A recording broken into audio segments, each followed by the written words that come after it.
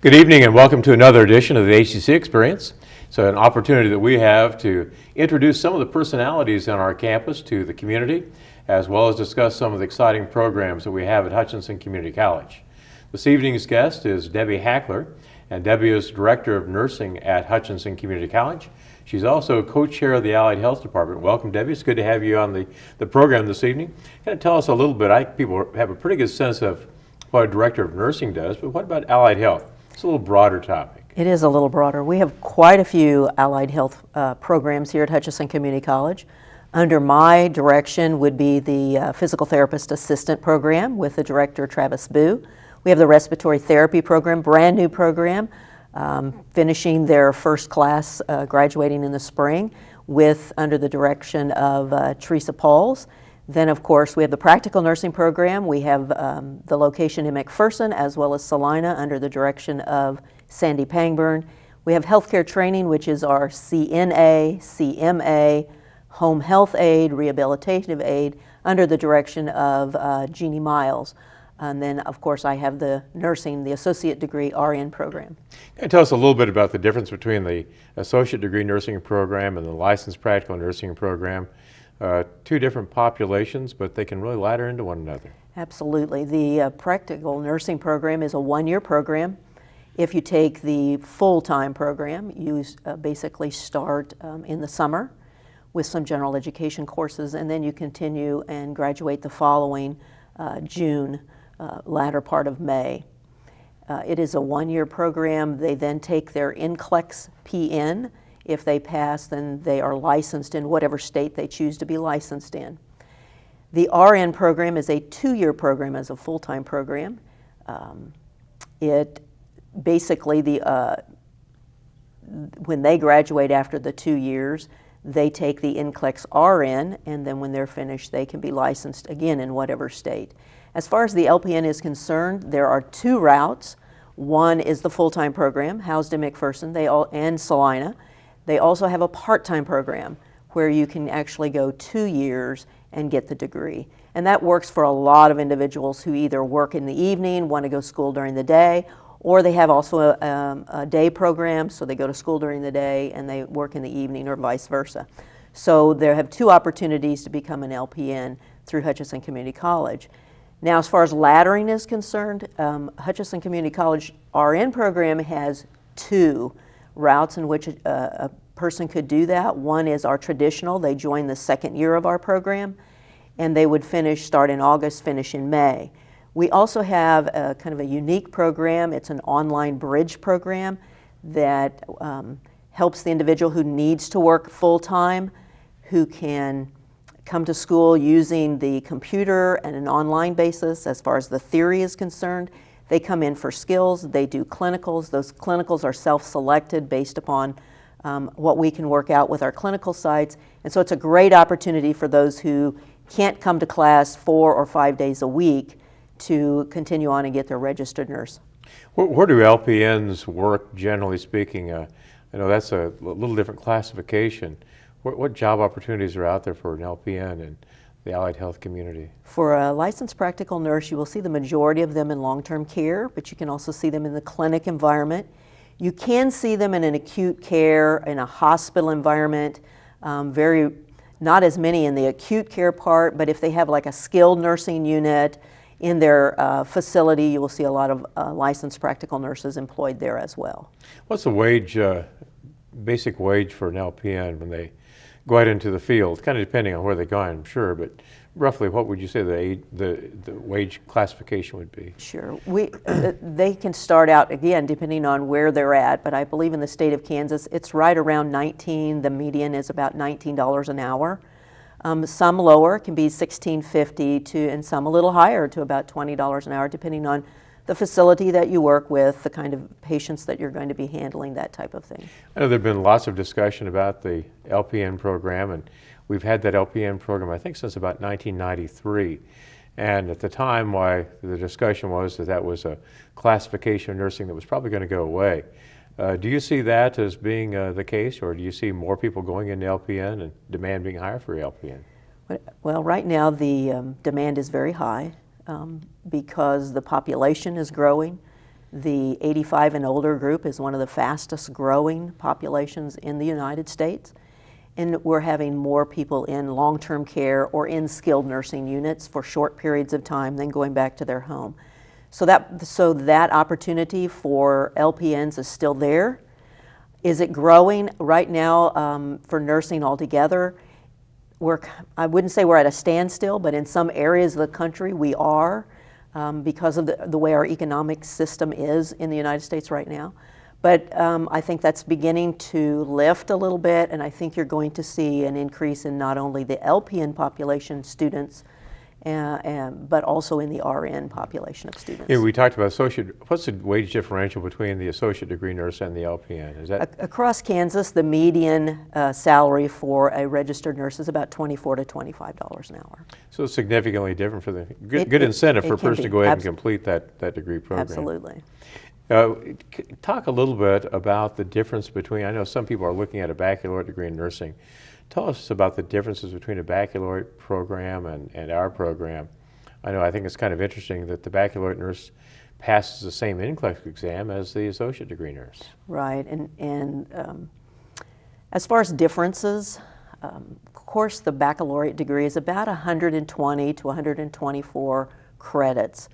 Half of those credits, give or take, are taken in the first 2 years in our general education courses. So that makes up about half of those 120. Most registered nursing programs are about 70 to 73 credit hours, where about 45 to 50% of those are as well general education courses. The really nice thing in the state of Kansas is those same general education courses in all of the community college nursing programs are very much the same, but they articulate very well into the baccalaureate programs. As far as differences in their curriculum, leadership and management would be a huge difference. We train, if you will, our students to manage a group of patients, where at the baccalaureate level they look broader than that, managing a floor with RNs, LPNs, and potentially aides, managing that group of individuals, not just patients. Another big difference is we look at people in the community, so a patient in their home, an individual in their home, as opposed to looking at what disease process might be happening in community-wide. So those are two very distinct differences between the programs. And they can, in fact, ladder into a baccalaureate program after they have the associate degree nursing degree. They can actually be out practicing and working on the baccalaureate at the same time. Right. That's probably the biggest advantage for coming to the community college and receiving an associate's degree, is then you can go out, work, make a very decent wage, and then continue your education in multiple ways. And like I said, across the state of Kansas, the articulation agreement between community colleges and the four-year programs across the state is wonderful. We have a statewide articulation agreement. Is there an age limitation as far as taking the NCLEX exam? Does one have to have a certain minimum age? No. So you can... Even if we had somebody who started our program at the age of 16, they would be 18 by the time they finished. The Board of Nursing doesn't have an age requirement in the Nurse Practice Act. Then what about the employer? Does the employer generally have any kind of requirement as far as age, having to be 18 or 21? Well, the employer will have some age requirements based upon the skills in which they work with certain equipment. Even at the CNA level, they have those requirements for the 14 and 15-year-old who might be interested in CNA. There are requirements there as well. So it would all depend on the type of equipment and the type of job. But most individuals who come into our program are well above the 18 age limit. I know for any allied health program, nursing included, clinicals are absolutely essential. Where all do we have clinicals for our LPN and associate degree nursing programs? As far as LPN, we do a wide variety of long-term care facilities: Mound Ridge, Lindsborg, Hutchinson, Heston, Salina. Even our Salina program goes as far as Junction City to the county hospital up there. So we have reached out in multiple areas. Around our area, we use long-term care facilities in Buhler. We use the one in South Hutch. We go to Salina Hospital and their ambulatory care. We go to the facilities here in the Hutchinson area as well. And then in Wichita, we go to Galicia Heart Hospital.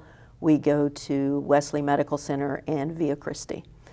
We also go to the parochial schools here in town and do some assessments and teaching projects for the kindergartners through 6th graders. Then we go to the Early Education Center where students can see the difference between what a textbook would show as normal growth and development for a child and what they might see the differences there in the Head Start program. I know we had a nursing shortage. I'm not sure how acute the nursing shortage is today, but a few years ago we had a nursing shortage, and the essence was, well, why don't you just let more people into your program? It's not quite as simple as that, is it, Debbie? No, it's never that simple. In order to bring in even 10 students, it requires more physical space, more lab space, more clinical space, more faculty. So it's not just, let's bring in 10 more people. It's, can we really accommodate those people, and are they going to get the excellence in education that they deserve when they come into our program? And in order to make that happen, there's a lot of different things we have to look at. You know, when we look at the Board of Regents' support of increasing the number of nurses in the field, they've done some interesting things as far as paying for scholarships and paying for equipment and encouraging and incenting growth, in fact. Yes. Hutchinson Community College nursing program benefited from equipment, and we currently still have 2 full-time faculty that they're helping to pay their salary. They helped us buy not only equipment for our lab, but office equipment and things to help with those faculty to make sure that they have what they needed to teach. And so we have been great beneficiaries of the incentive that the K-Board put in place. I believe we're in our 6th or 7th year of that, so there would be 3 more years. You know, technology, you just touched on technology and equipment. I think one of the interesting things about the technology in allied health today is the use of simulators and how sophisticated those simulators are. In fact, I think the state board even allows for some of that simulation experience to count for clinical time for the student. They do. Simulation is, you know, 10 or 15 years ago, it was probably aviation that you really heard a lot about, simulation.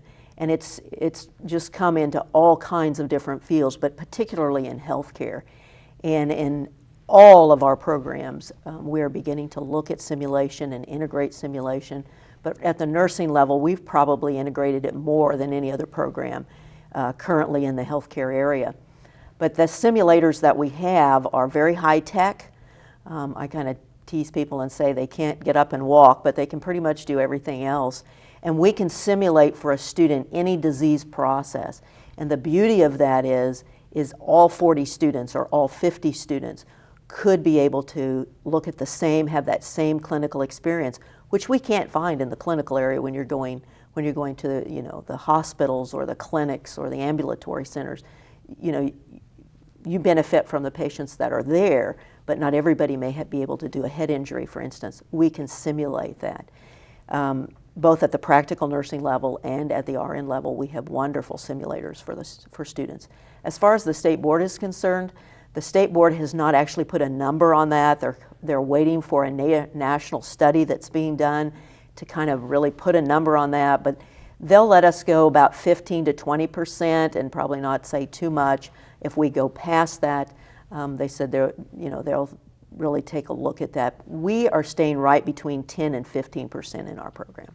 I think it's interesting too, you videotape the students in those clinical settings with those simulators, and the student can have a chance to look at his or her actions in that clinical environment and do some nice correction. Absolutely. We actually use it for a couple of things. That's one, is the students are there, we bring them together, we give them a scenario, and they act as if they're the nurse or the student nurse in those scenarios. We videotape it, and then we bring the students in by one, and we say, let's talk through this. Let's look at, you know, it took you 15 seconds to do something that, you know, it should have come automatically for you. What were you thinking? What was going on?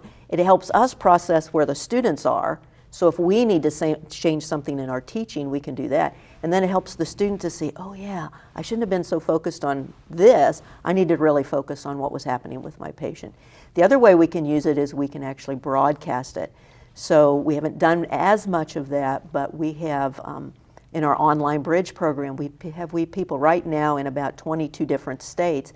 We could potentially broadcast that video to them so something could be going on in the lab, they could be a part of it as well, just not physically in the lab. Really quite an enhanced learning experience for the student. Absolutely.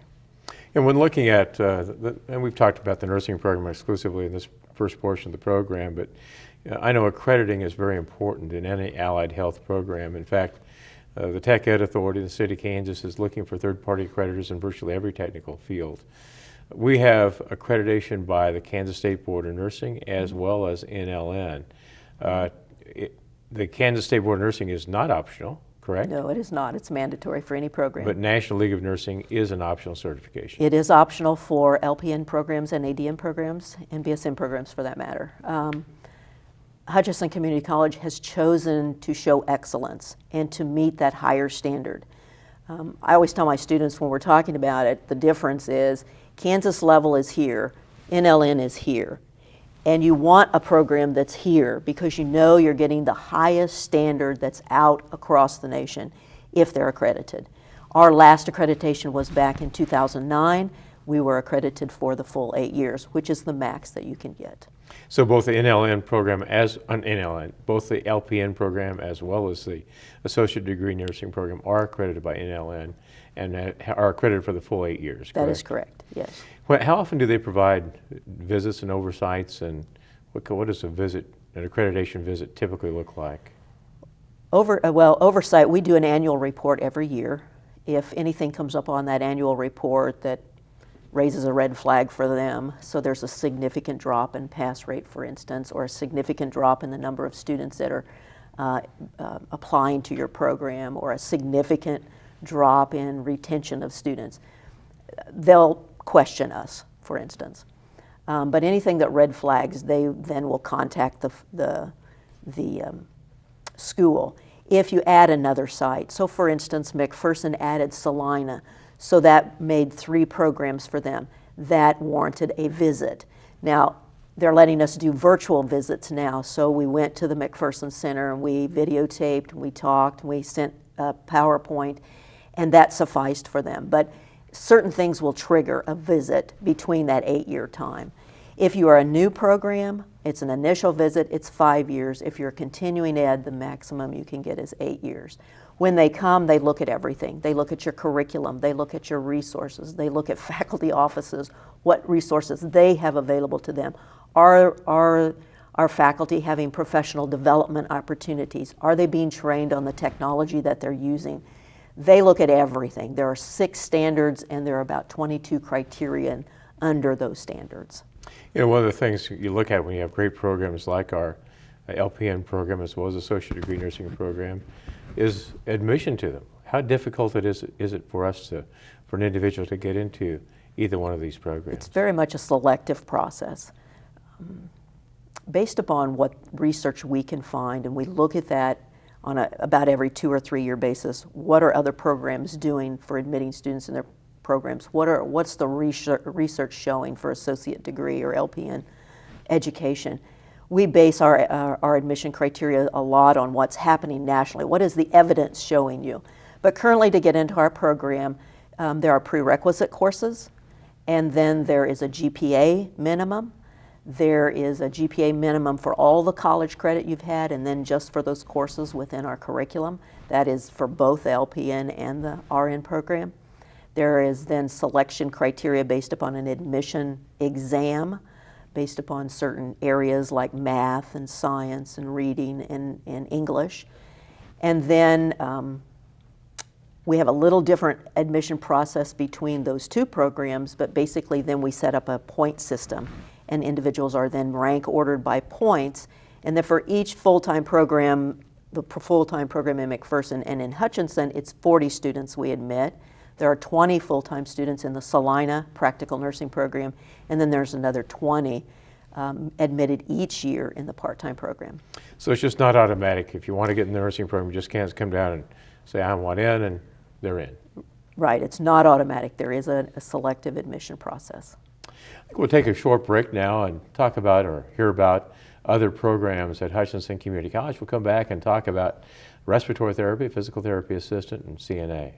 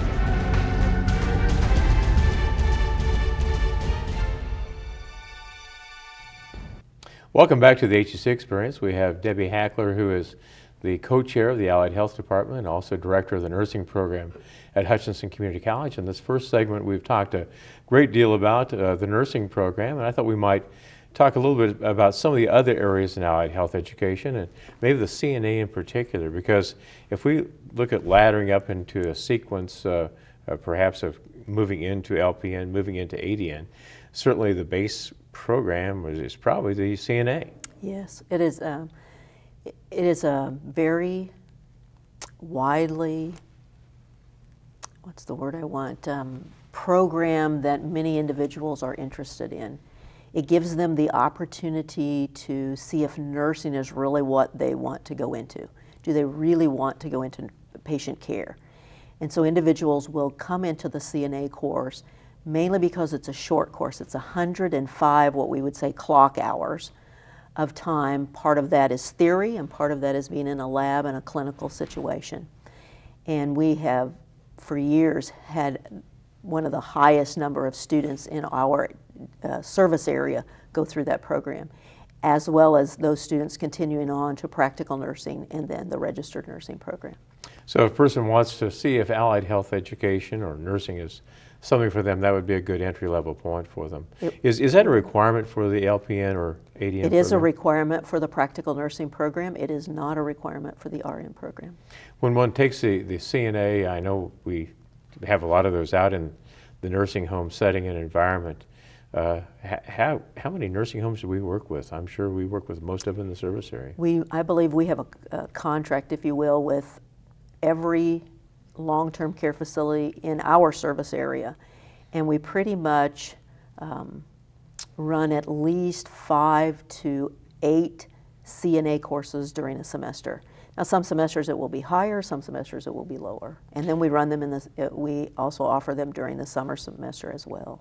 I know we've taken that to the high school because someone as young as 14 can get a CNA and perhaps work in a nursing home setting. They'll be restricted as to what kind of things they can do, but they can certainly get a part-time job there. Right. We have excellent relationship with Hutchinson High School, Puller High School. I'll probably leave somebody else. We just started with Andale and Garden Plains, offering those in the high school level, and have a very big interest from the juniors and seniors there. When you look at the CNA training, again, that's kind of the basic level of experience. Person kind of has a sense they might want to get involved in allied health education. Then they can apply to get into the LPN program and use that as a leverage to get there. I know one of the things we have done with the CNA program is put much of that online. That is a great way to have people, provide people access, but they still have to have clinical. Right. The online obviously helps an individual who can't just leave, let's say they're working somewhere and their work schedule or the other things that they do in life just does not allow them to come to a classroom setting. We do offer the theory part of that in an online. They do visit with the director of the healthcare training, which would be Jeannie Miles, prior to enrolling in online, because we want to make sure that they have the equipment or they have the way to get to the equipment, the computer and things that they need to be successful. So they do need to visit with Jeannie Miles if they are interested in that. And then yes, the faculty does the online, and then they also go to the clinical area. So when students sign up for online, they're also given an indication of what long-term care facility we will be doing the lab portion and the clinical portion in. Now I know they can ladder into the certified medication aid as well. Mm-hmm. How different, what is that, what does that qualify a person to do, the certified med aid above and beyond the certified nurse aid? Any CNA who takes the certified medication aid course then can pass certain medications under regulation in long-term care, in the long-term care environment. That course is, I believe it's an 80 clock hour course, where also they do didactic, where they learn about the different classifications of medications. They learn about basically the top 100 medications that are given in long-term care facilities. Then they go to the long-term care facility as well and pass medications under the auspices of an LPN or an RN with a faculty member also in attendance. And so they have a lecture component, they also have a lab component, and then they have a clinical component. You have to be a CNA for a certain amount of time before you can get into a certified med aid class? You do not. So you can really ladder directly from CNA to CMA. Yes. And be in that setting and environment. Yes. When you look at the opportunities available, certainly everybody's always looking for certified nurse aides, and if you're looking at, I guess, going into allied health, that's a good foundation. I know one of the programs that is growing, and certainly one that we've added recently, is physical therapy assistant. Mm-hmm. You might talk a little bit about what that program is as we finish up the program. Physical therapist assistant is one of our newer programs that I believe they're on their third, about ready to go into clinicals with their third class. It is a 2-year program. It also has a selective admission process. The first year of the program is all general education courses. When they are accepted then into the second year of the program, that's when they do the physical therapy specific courses. It has a theory component, it has lab component, and it has a clinical component to it as well. Students have simulators, they work on the same type of equipment they're going to see in the clinical areas that they go into, and it's been very popular. The amount of applications are growing every year for students because they also make a very, very good wage, very similar to what a registered nurse would make. It's great to have you on the program this morning, Debbie, and certainly I'd like to follow up with a little bit more discussion in depth of respiratory therapy as well as physical therapy assistance. So perhaps we can have you on later on to cover those programs as well. Our viewers might want to know what contact information that you can provide them if they're interested in enrolling or finding out more about allied health education at Hutchinson Community College. There's 2 ways you can do that. You can call 620-665-4930. That gets you directly to the registered nursing program. You can go to our website at www.hutchcc.edu, click on majors and then allied health, and you can find all of the allied health majors listed there. We also have an allied health advisor on main campus. His name is DJ Chastain, and he is certainly open to visiting with any student who might be interested. His number is 620-728-8100.